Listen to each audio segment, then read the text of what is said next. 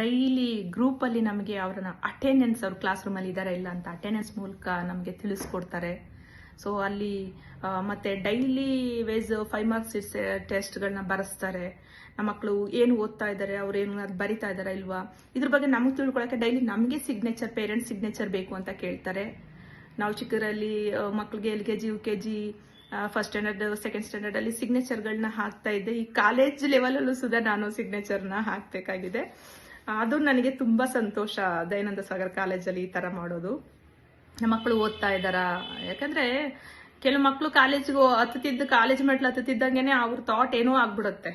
ಅವ್ರು ಓದೋದ ಕಡೆ ಗಮನ ಕಮ್ಮಿ ಮಾಡ್ಬಿಡ್ತಾರೆ. ಅದೊಂದು ಭಯ. ಎಲ್ಲ ಮಕ್ಳು ಹಂಗ್ ಮಾಡಲ್ಲ, ಕೆಲವು ಮಕ್ಕಳು ಮಾಡೇ ಮಾಡ್ತಾರೆ.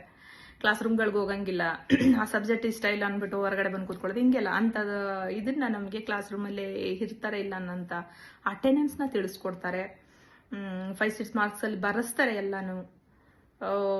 ಅಲ್ಲಿ ಕ್ಲಾಸ್ ವಿಚಾರದಲ್ಲಿ ಪಾಠ ಮಾಡುವಂತ ಟೀಚರ್ಸ್ಗಳಿರ್ಬೋದು, ಅಲ್ಲಿರುವಂತ Deepa ma'am and Manjuvani ma'am, Yogeshwar sir, very nice teachers.